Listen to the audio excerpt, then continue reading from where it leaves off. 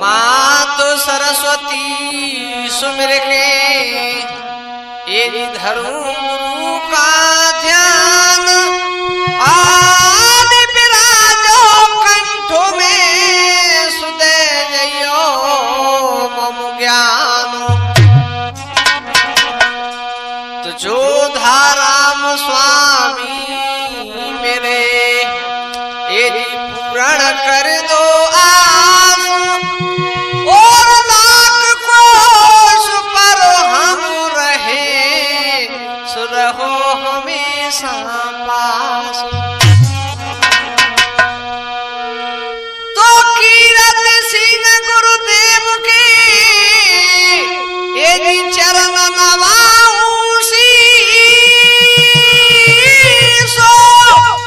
और भैरव गिरि स्वामी सदा सुदेते रहो आशीष ए आई जइयो भोरी मातु देश कामरु बारी आई जइयो भोरी मात देश कामरु बारी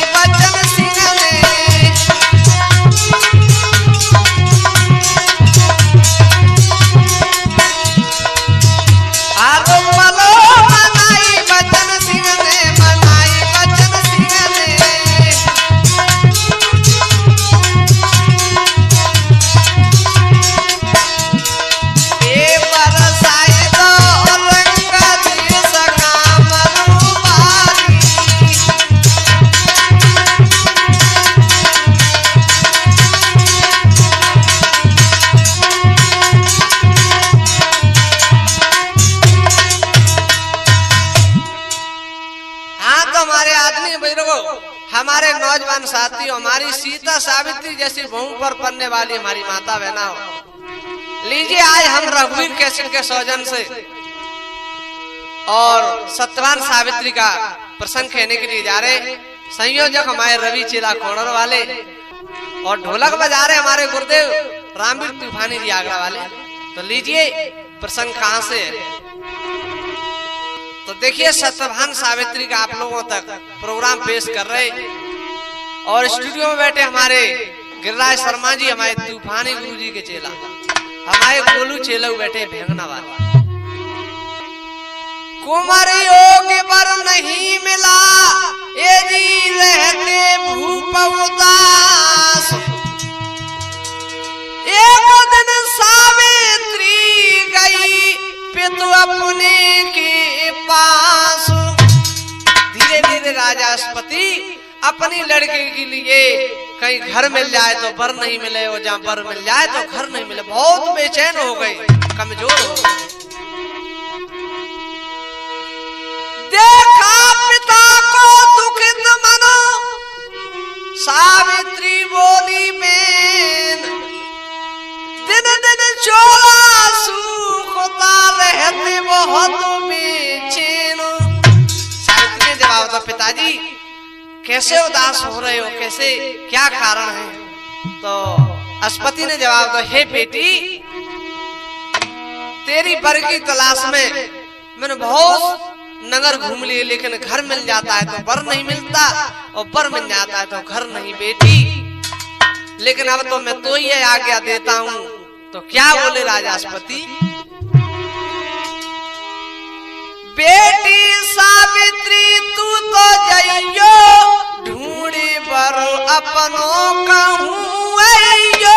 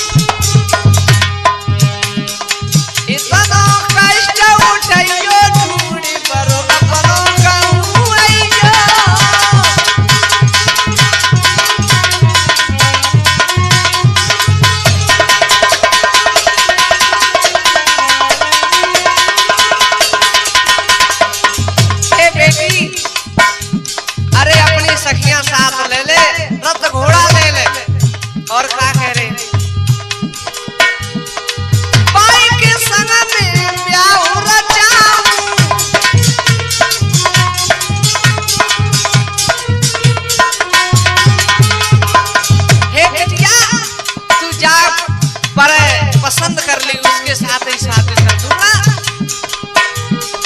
बाई के संग में ब्याह रचाऊं,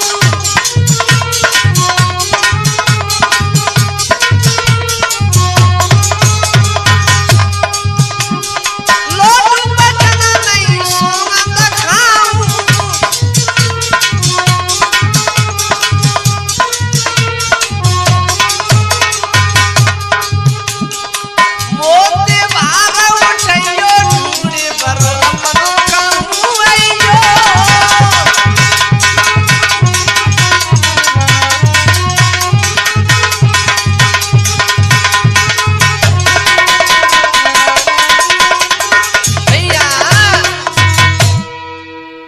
अश्वपति ने जवाब दो, बेटी अरे तुम चली जाओ।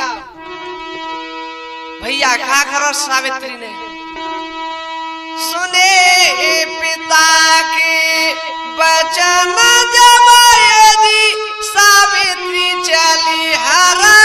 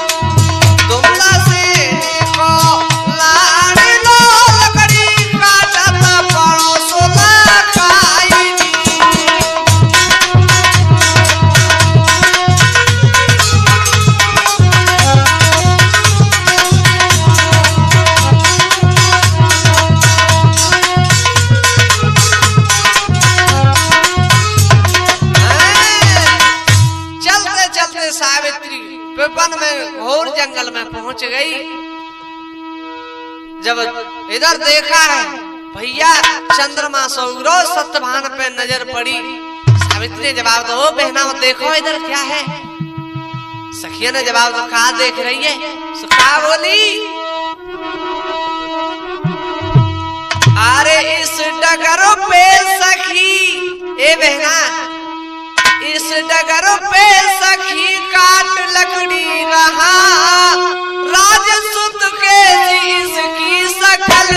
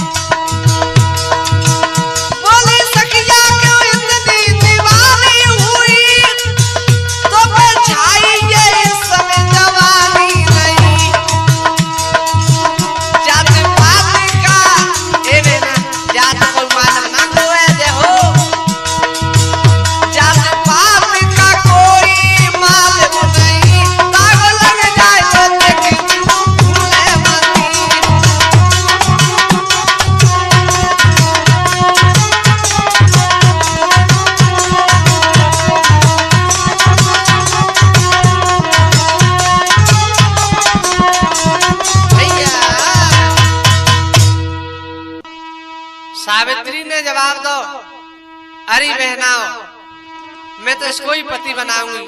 और सत्यवान के पास मुड़ गई और क्या बोली, क्या करी तूफानी जी? ए सुनो क्या बोली कि बहुत देर से मैं इंतजार में थी, तुम्हें पाते पाते पाते बहुत देर करूं जी, तुम्हें पाते पाते बहुत देर करूं जी।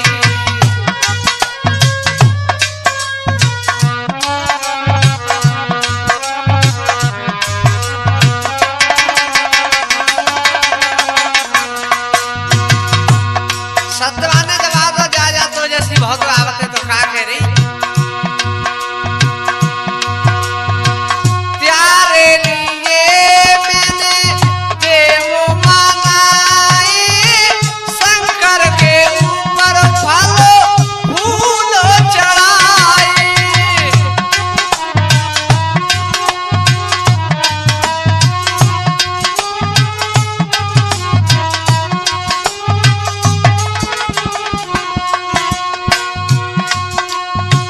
देवी मंदिर जाती, देवी मंदिर जाती, देवी को मनाते, तुम्हें पाते पाते बहुत देर करूंगी।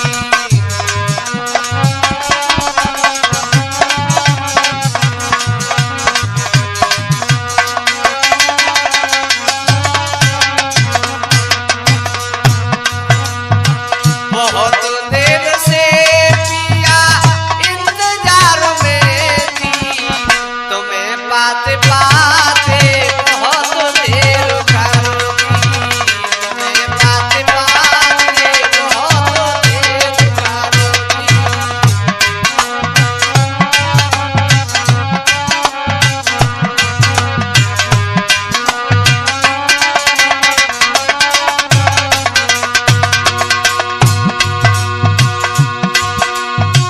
हमारी तुम्हारी जोड़ी, ये सुनते हो, हमारी तुम्हारी जोड़ी दीदी ने बनाई, अंबिका तुम मुँह पे देखो भाई ये सहाई।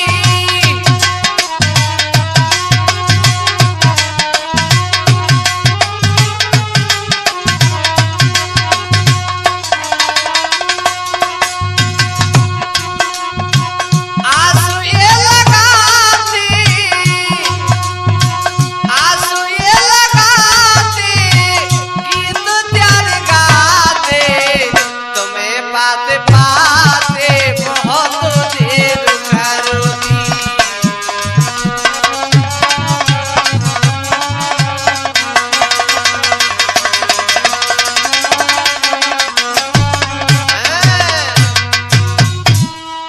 जवाब दो सावित्री ने, अरे नीचे उतर के आओ। सत्यभान ने जवाब दो जा तो जैसी बहुत आवत है, कछु काम जरूर कर भाई, मैं समझ गो तई चाल। तो सावित्री ने जवाब दो, ए सुनो के बहुत जरूरी काम काम कछु और नहीं करवाऊंगी।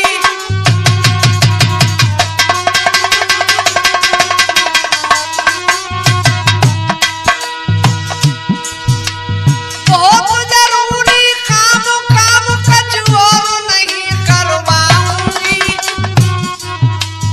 एक दो पूछूं बात और ज्यादा नहीं देर लगाऊंगी।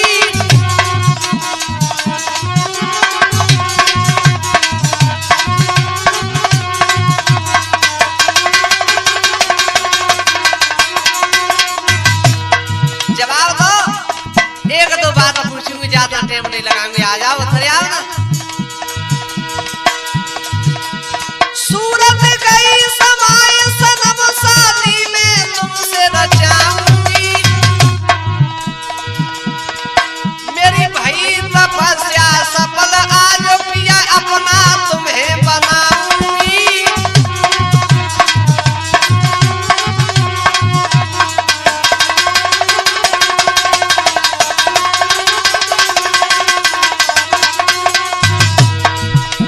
जवाब दो, नीचे आओ, मैं तुम्हें अपना पति बनाऊंगी। ऐ सत्यवान ने जवाब दो, बहुत हुआ बते तो जैसे।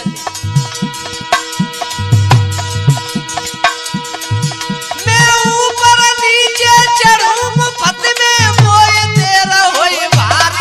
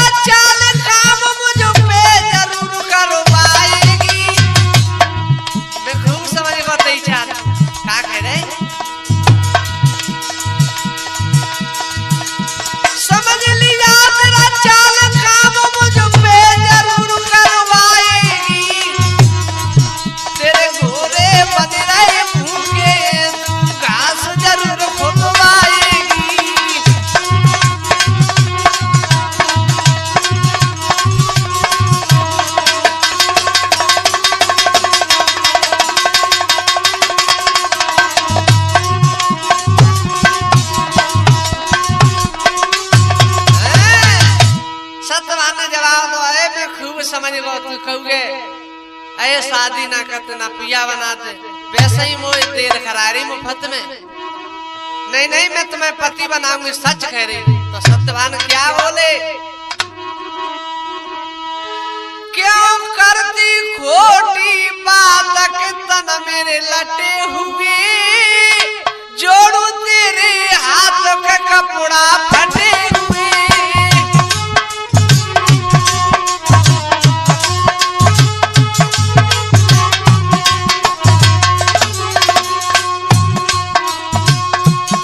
ओ भगवान में समझ को सुन ले, देख मेरे कपड़न में जगह जगह गांठ लग रही है, तू राज दुलारी है और जा है यहाँ से।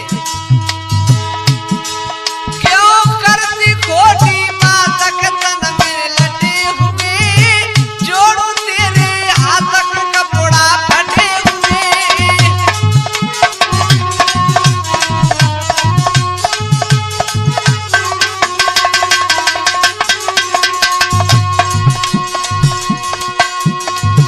मैं हूँ एक दीन दुखारी, तू है एक राज दुलारी।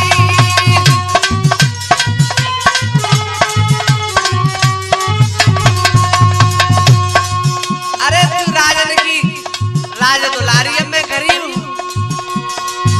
तू है एक राज दुलारी, मैं हूँ एक दीन दुखारी।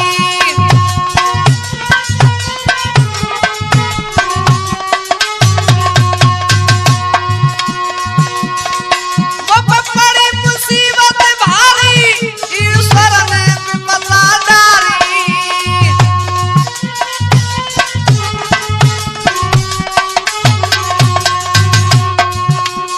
अरे करम के घटे हुए, जोड़ो तेरे हाथ का कपड़ा फटे हुए।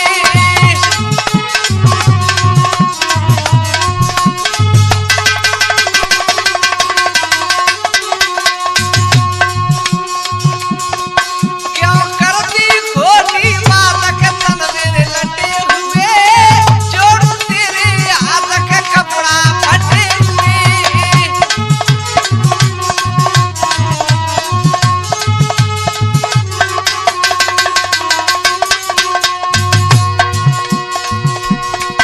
कहाँ सूरज कहाँ पर चंदा, कहाँ आसमान के तारे।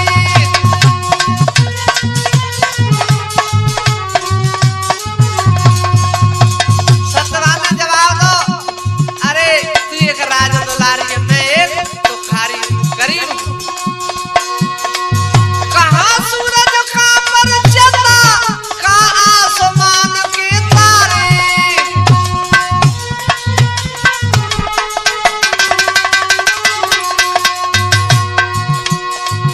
मेरे माता पिता ही अंधा, और मन में करे गुजारे। करम के घटे हुए, जोड़ू तेरे हाथ का कपड़ा फटे हुए।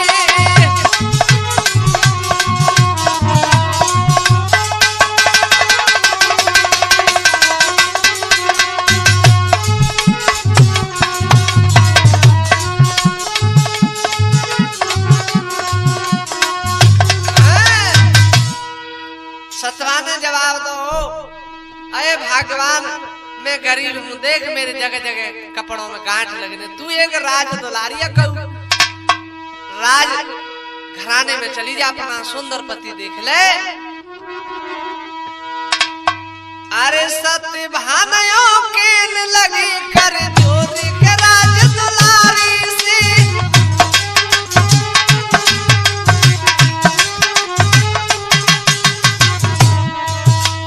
सत्यभानयों के न लगी कर जोर के राज दुलारी से।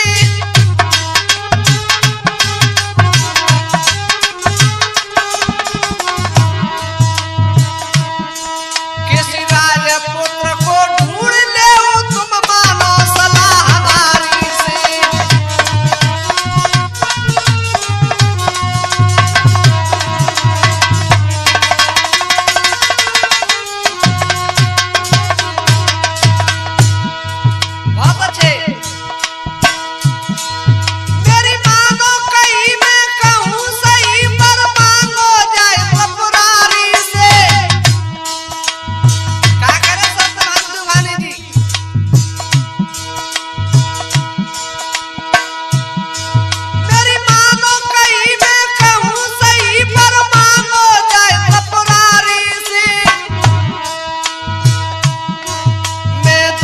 रहूं और भूख सहूं क्यों करती बात भिखारी से।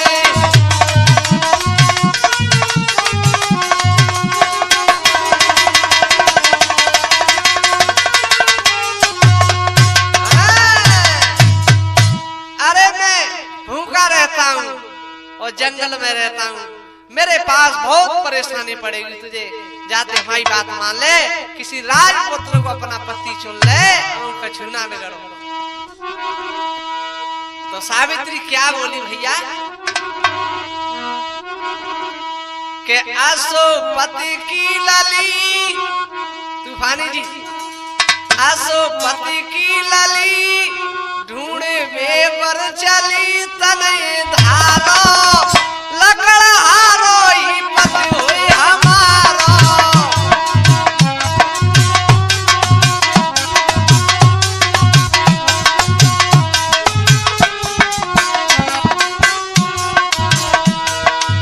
सावित्री ने जवाब दो अपने प्रण कर लकड़ा हारो ही पति बने।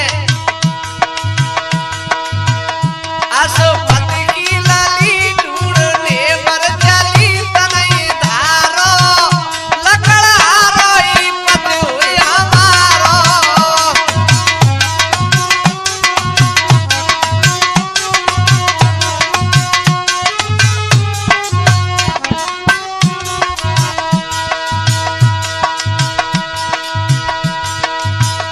सावित्री मनोहरो साई बेटी अपने पिता पासो आई।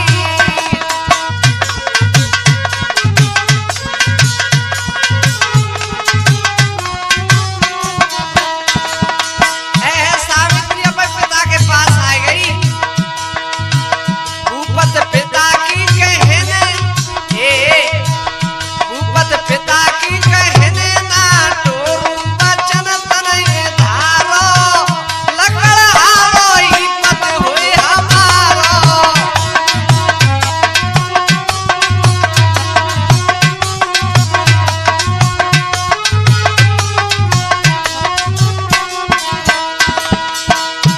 सावित्री अपने पिता पति के पास आ गई। हो बेटी आ गई, हो पिताजी, और क्या बोली बेटी अपने पिता से उचारी एक सुत पे नजर में निडारी।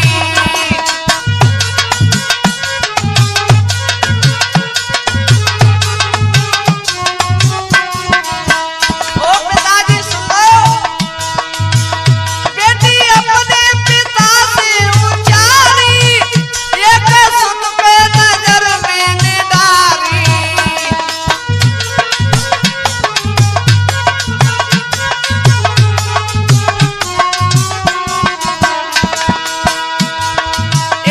तब से लागी लगन, तूफानी जी, तब से लागी लगन हो गया है मगन मन हमारो लकड़ा हारो ही पति हुई हमारो।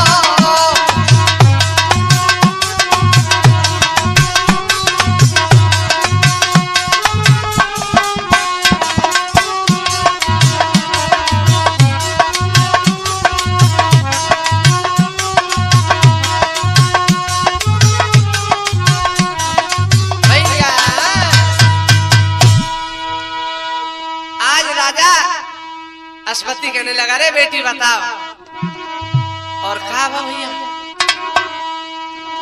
आसुपति की लाड़री रही पिता समझाए, हरि कीर्तन करत भय सो नारद प्रगटे आई। आए हे, तब तक नारद जी नारायण हरि करते हुए और आज अस्पति के पास आ गए। सुने सुता के बचन जब बोले मुनिवर किलकारी है, धुंध सेन की लाल कुमत करे पति शिकार है। ओ बिटिया ये क्या कर रही है? आए भाई स्वीकार मत कर, सत्य भान है। नारद जी के शब्द राजास्पति ने सुने तो कहा भयो तूफानी जी, राजा के न लगे दुखियाई,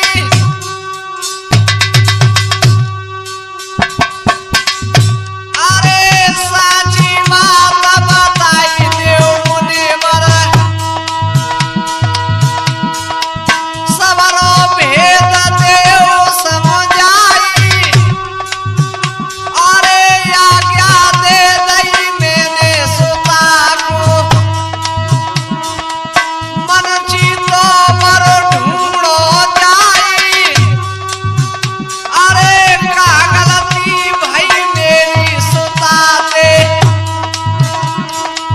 स्वामी ने कतियो समझाई, और साची में का आग लगी है,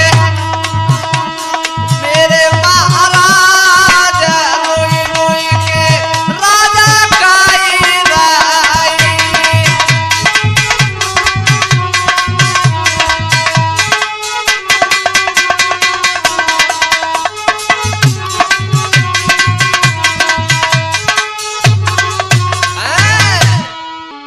अस्पति ने जवाब दो नारद जी, अरे साफ साफ बताओ मेरी सुता ने क्या गलती हो गई? तो नारद जी क्या बोले?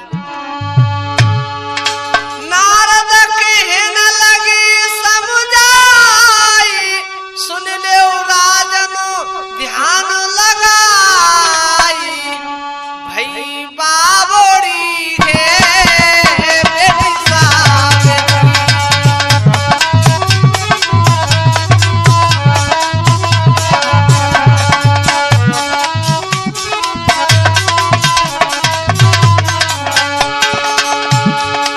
नारद कहने लगी हरसाई, सुन लो राजन ध्यान लगाई, भई बाबोड़ी है बेटी सावेत्री।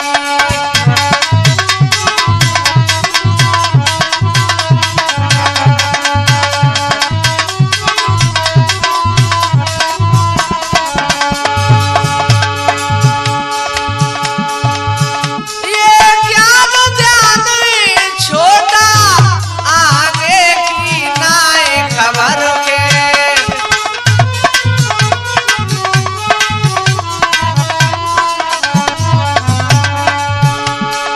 नारद जी ने जवाब दस्पति सुन ले,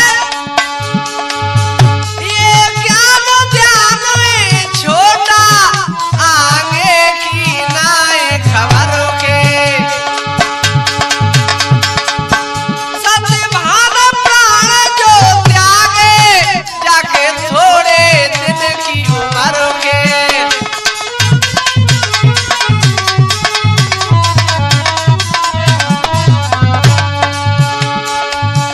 विधिनान लिखो ऐसो लेख, भई बाबोड़ी है बेटी सावेत्री।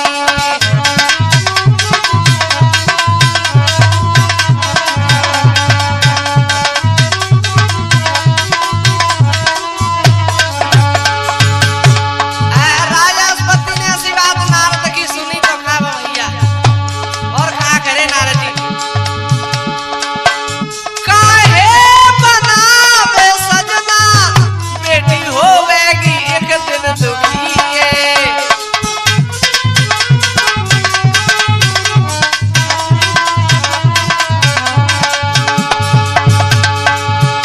काहे बनावे सजना, बेटी होवेगी एक दिन दुखी है,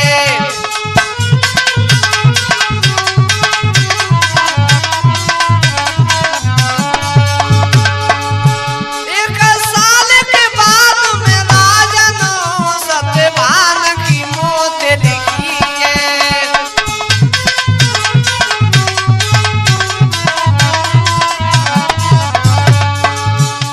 नारद जी कह रहे अस्पति एक साल के बाद सत्यभान की मौत है, मुनि ज्ञानी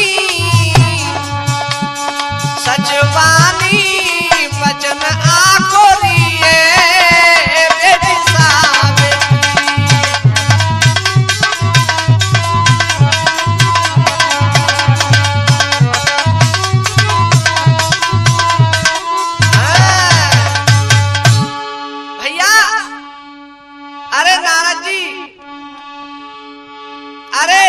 गरीब होता तो गरीबी हटा देता, तन में कोई रोग है तो बीमारी का इलाज करा देता। लेकिन नारद जी ये क्या कह रहे, अरे नहीं,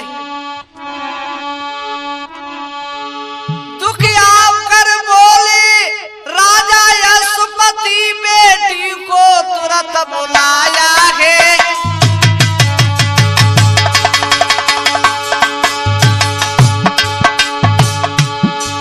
दुख आया राजा यशोपति बेटी को तुरंत बुलाया है। नैनों से जल की धार बहे, चेहरा उनका मुरझाया के।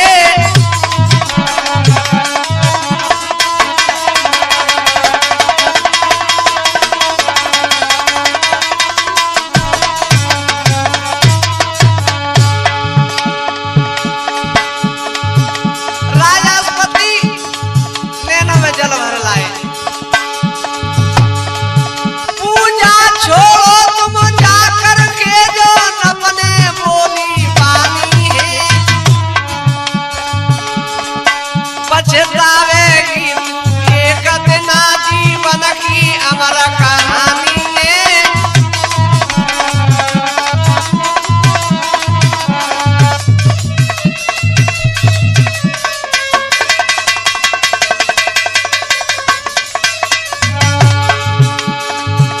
राष्ट्रपति ने जवाब दिया, बेटी जीवन की कहानी है, पछतावेगी।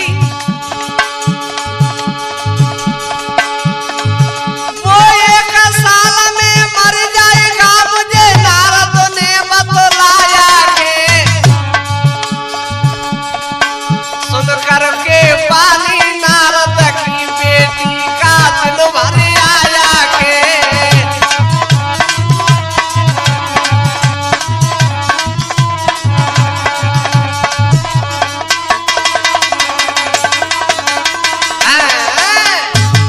भैया सावित्री ने ऐसे शब्द सुने, अरे नहीं पिताजी, चाहे कुछ भी हो जाए मैं तो उसको ही पति बनाऊंगी। अश्वपति ने जवाब तो बेटी अब हमको छूना बिगड़ो, एक राजपुत्र देख ले और जहां तेरी मर्जी हो वहां चली जा, लेकिन इसे सजना मती बनाए। तो क्या बोली भैया, ए मेरी भई तपस्या सफल, मोई बरो गंगा ने दियो।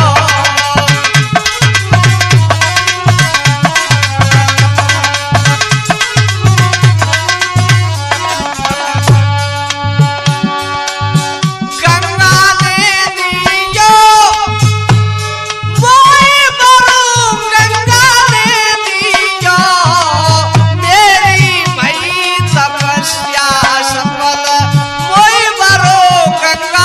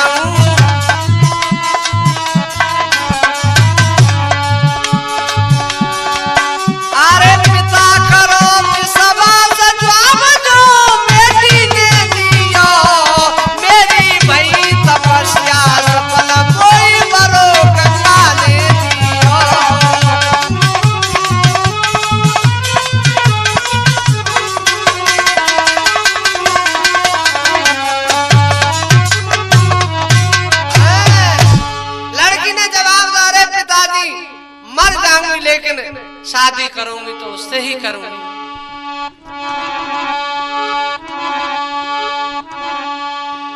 राजा सती ने काफी समझ आया लेकिन सावित्री नहीं मानी।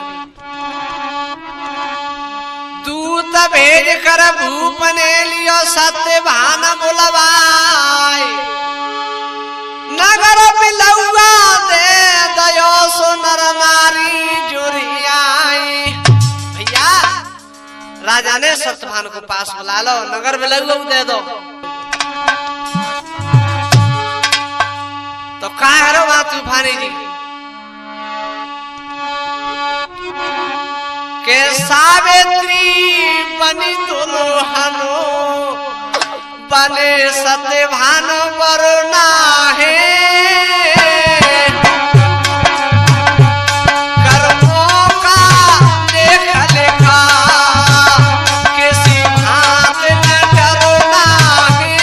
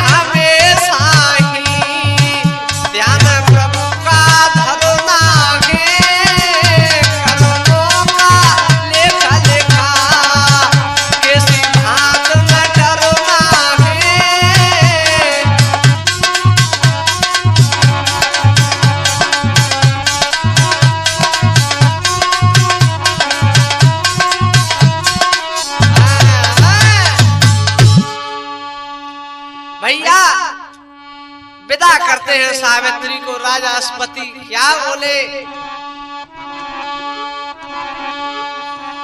बाबुल की दुआएं लेती जा जा तुझे सुखी संसार मिले।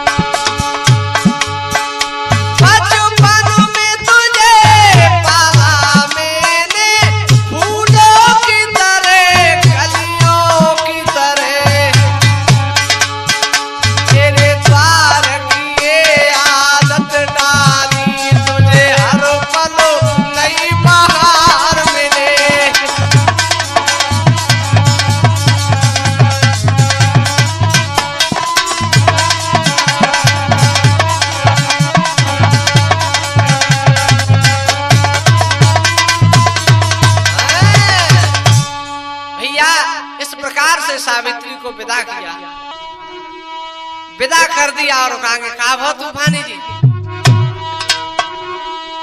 सावित्री को साथ ले जी पहुंच गयो निज धाम जी।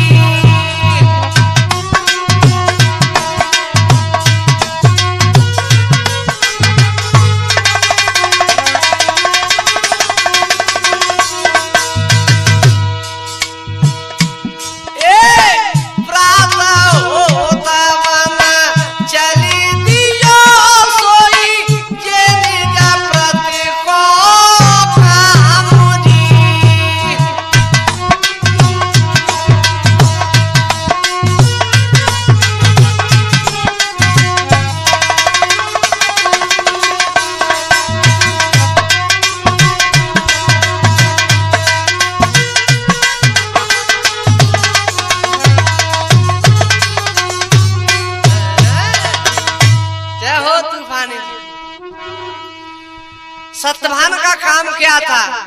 सवेरा हुआ लकड़ी के लिए चला जाता और क्या बोला है सुबह सुबह सत्यवान सावित्री से? सावित्री से कहने लगा सुनो प्रिय मेरी बाम, माता पिता की सेवा करना यही तुम्हारो काम। हे प्रिय तुम माता पिता की सेवा करो, यही तुम्हारा धर्म है। अब नारद के वचन और मैया के सावित्री को आ रहे, अब दिन दिन चोला सूखने लगा। कहा तूफानी जी के सावित्री रे दुखी के तनय अब सूखी गयो भैया।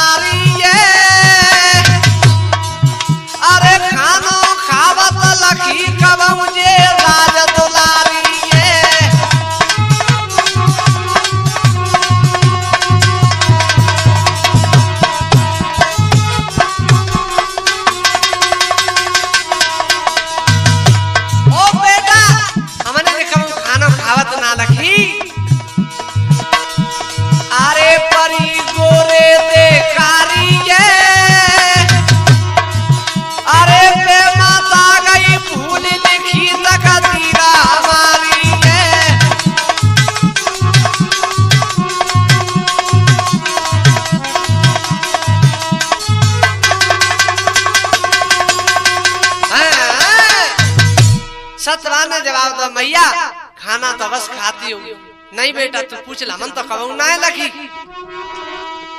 सत्यवान ने पूछा हे प्रिय तुम खाना क्यों नहीं खाती हो? जवाब तो मेरा पतिव्रत धर्म का जो उपास है वो चल रहा है। धन्य हमारे मृत लोक की देवियों के लिए वो अभी पूरा नहीं हुआ, इसलिए मेरे व्रत चल रहे हैं। आए हाय धीरे धीरे वो ही समय आ गया। एक दिन सावित्री और सत्यवान से कहने लगी हे पतिदेव मैं तुम्हारे साथ चलूंगी। हे प्रिय तुम घर ही रहो और माता पिता की सेवा करो। नहीं जिद किया तो चलती है तो कहा भो भैया तूफानी जी वो काटी रहो लकड़ी तरते लकड़ी तरते इत मोती शीशा पे बड़ा रानी।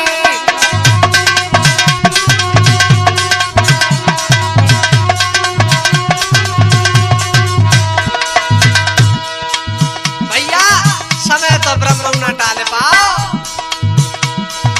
अरे ना चले सिरा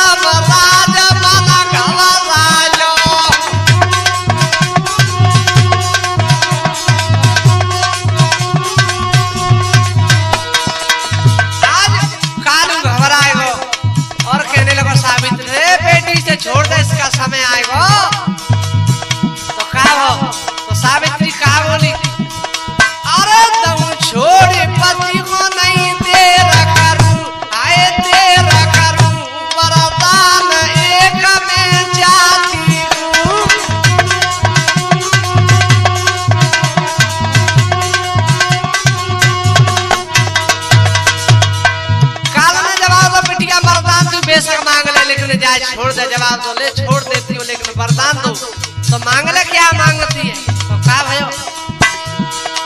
अरे सुवर्ण के थाला पुत्र दूध पिया था पे तुम माता दिखाना चाहती हूँ।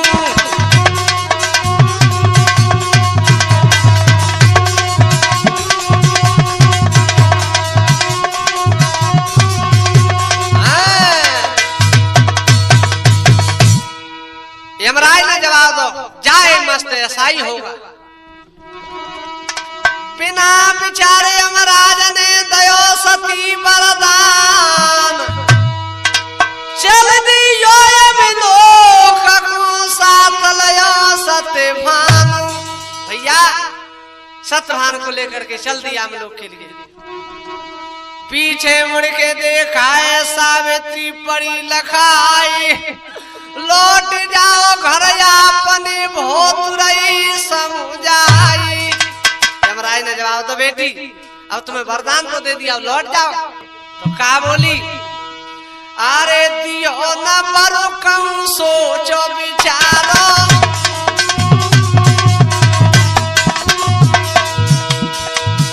ए दियो न मरो कम सोच विचारो।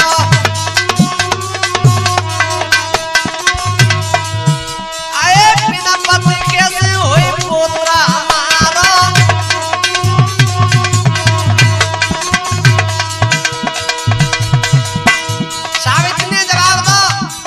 वरदान तो दे ले लेकिन सोच समझ के नहीं दे। अरे दियो न मरो कम सोचो विचारो, बिना पति कैसे होई पोतरा हमारो।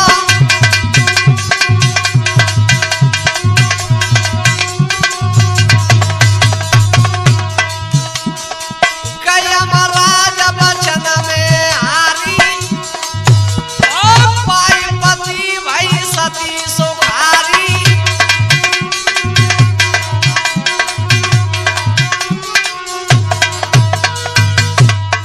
यमराज वचनों में घिर गए, जा बेटी तेरा पति तुझे वापस देता हूँ। सत्यवान को साथ लो और खा भो।